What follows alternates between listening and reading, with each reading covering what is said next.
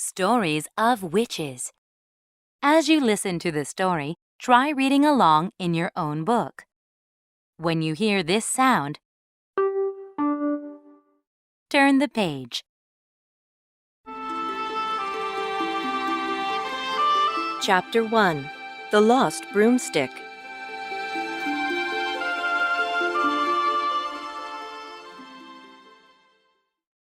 This story begins with a witch called Bess and an invitation to a party. Bess loved parties. There was just one problem. It's a long way away. Bess couldn't remember where she had put her broomstick. She looked everywhere. Boots, spare cauldron, no broomstick. But it was no good. The broomstick was lost. At last, Bess had to give up. Now, what could she do? She couldn't fly without her stick, and it was too far to walk. Then she had a great idea. My magic rope, she cried.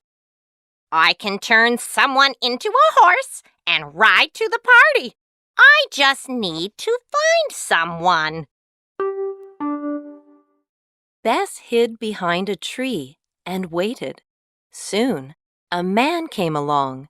His wife walked behind him, carrying all their heavy bags. One of these two would be perfect. When my leg gets better, dear, I'll help carry things again. Bess let the man pass. He's no good. He's limping, she said. Besides, his wife will be strong from carrying all those bags. Ha-ha! She jumped out and threw her rope over the woman. At once, the woman turned into a horse. Bess climbed onto her back. I wish I'd brought a saddle. Now for the party. Giddy up, she cried. The man kept limping. At first, he didn't notice what had happened, but when he looked back, Hey, where's my wife? All he could see were his bags and a horse galloping off in the distance. The man went to get the bags, but he couldn't find his wife. Nobody had seen her. Maybe she went that way. Maybe she ran away. Crossly, the man picked up the heavy bags. I'll just have to carry these myself, he said. A long way away, Bess had stopped. The horse was worn out, and so were her shoes. At the next village, Bess took her to a blacksmith. She's a fine horse, isn't she? With 4 new horseshoes, the horse was ready to go. At the party, the other witches pointed to the horse. Look at Bess without a broomstick, they said and cackled with laughter. Look, it's Bess on a horse. But Bess didn't mind. It was a wonderful party. The witches skipped around a cauldron, singing silly songs. Toads we love and lizards too. Mix them up and make a stew. Before casting spells on each other, just for fun. All too soon, the party was over. The other witches flew off on their broomsticks. Fly safely. Bess untied her horse and set out for home. Bess was nearly home when she met the man she had seen before. He was still carrying the heavy bags. Hello, she said. You look tired. Would you like to buy this horse? I don't need her anymore. What a good idea, said the man. Then I won't have to carry these bags. I lost my wife, you see. Bess said nothing. She just smiled. The man gave Bess a bag of gold and climbed onto the horse. With the horse to carry him, the man was home in no time. He took the horse to a stable. Welcome to your new home. What a fine beast you are, he said, patting her. He took off the rope and jumped back with surprise. The horse had turned into his wife, just like that. But how? She was pleased to see that being a horse hadn't changed her too much.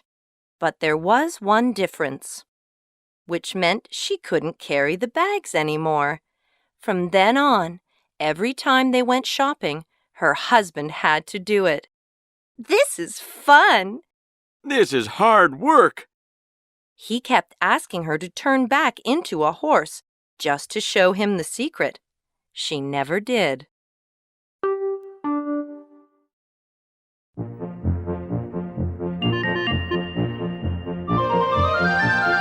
Chapter 2. Dog Spell.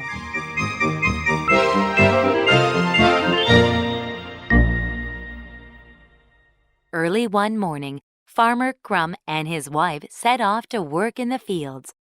Their daughter Kate carried a picnic basket full of food. They worked hard all morning. Then Farmer Crumb looked up. Time for lunch, he said. Phew! It's hot. Kate ran off to the barn, where she had hidden their picnic basket. But before she reached the barn, Kate heard a strange sound. Zzz. It went. Zzz. Zzz. She peeked inside.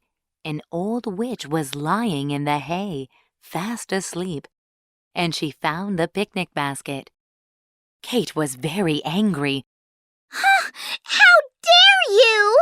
She cried. The witch woke up with a jump. Kate shouted at her some more. You greedy old woman! We're hungry! How dare you speak to me like that? Snarled the witch. I'll teach you a lesson. No one shouts at me, little girl. Before Kate could move, the witch had cast a spell. Maxie Baxie Jollibee Hog, get on the ground and bark like a dog. Poor Kate crawled back to her mother and father. Woof! She barked. She couldn't say anything else. What happened? Cried her mother. Look, a witch!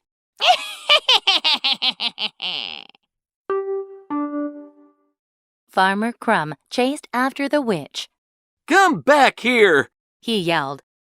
What have you done to my daughter? Change her back or I'll... The witch just laughed. You can't catch me, she shouted, as she flew off on her broomstick. Farmer Crumb and his wife took Kate home. What can we do? They asked their friends. Mrs. Crumb was very upset. My little Kate!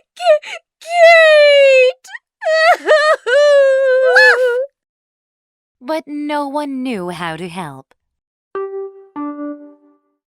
We must go to Rimpole, said Farmer Crumb at last. Rimpole was an old wizard who lived on a hill. If anyone can help us, he can. Woof! Woof! She's done nothing but bark for 3 days. Kate had to crawl to his house on her hands and knees. Please help, begged her dad. Rimpole frowned. I can't break the spell, he said. but I might be able to catch the witch for you. He stared into his crystal ball. Abba-do-well, who cast the spell? He cried. Abba-do-well, show her warts and all. The witch's face appeared in the ball. Ah, it's you, is it? Muttered Rimple. I might have known. Rimple fetched toadstools, nails, mustard powder, and red berries. He mixed them and he pounded them. Then he added a splash of ketchup. Almost ready. He heated the brew until it bubbled gently. Perfect! He said. He looked into his crystal ball again. But the witch wasn't scared of anyone, especially Rimple. As the brew began to bubble more fiercely, the wizard chanted a spell. Tongues of fire, flames of might, give the nasty witch a fright! At once the cork flew out of the bottle, and flames shot up the chimney. That wiped the smile off the witch's face. She began to look very worried indeed. She saw the flames creeping up on her. "Help!" She squealed and began to run. But the flames were too quick for her. Oh, stop them! Stop them! Cried the witch. I'll break the spell, I promise!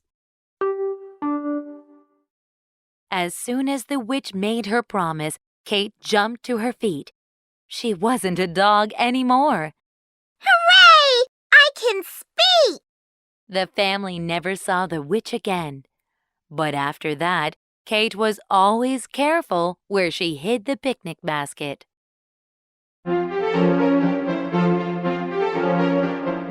Chapter 3. The Farmer's Revenge.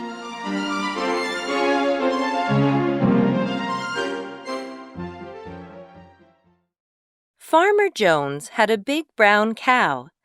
Every day, she gave him 5 buckets full of the creamiest milk in the village. In the same village, there lived a greedy witch. She didn't have a cow, but she did love creamy milk. Eat lots of delicious grass, my pretty. One day, she had an idea for a wicked spell.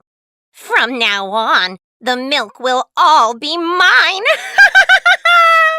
She cackled. Next morning, Farmer Jones took the buckets of milk to his milk churn, as usual. But as he poured it, he got a shock. The milk just disappeared. Not a drop was left. Where's it gone? Farmer Jones was furious. "Calm down, dear," said his wife. "That won't bring the milk back. I'm sure we can find out what the problem is. I'll soon sort this out." And she set off for the village to see what was going on. The witch was pumping water at the village pump. "That's funny-looking water," muttered Mrs. Jones. The witch filled her bucket. She walked off, grinning. The naughty witch hadn't pumped water at all. "Aha! Cried Mrs. Jones and ran all the way home. I found the thief! I found the thief!" When she told her husband about the witch, he smiled. I know what to do. He said, I have a sneaky plan. This problem needs sorting out. The next time he went to milk his cow, he took a big box with him. He emptied the milk into the churn. It disappeared, just as before, but then he did something else. He opened the box and tipped in lots of white powder, too. Ha ha! See how that tastes, witch? In the village, the witch filled her bucket with milk. She dipped her mug into it. Lovely milk! She cried and took a big gulp. Clever! Clever me! But the milk began to bubble and froth. The witch began to splutter and cough. Farmer Jones had added soap powder to it. Soon, the witch was burping bubbles. She had soapy hiccups for a week, and she never stole milk again.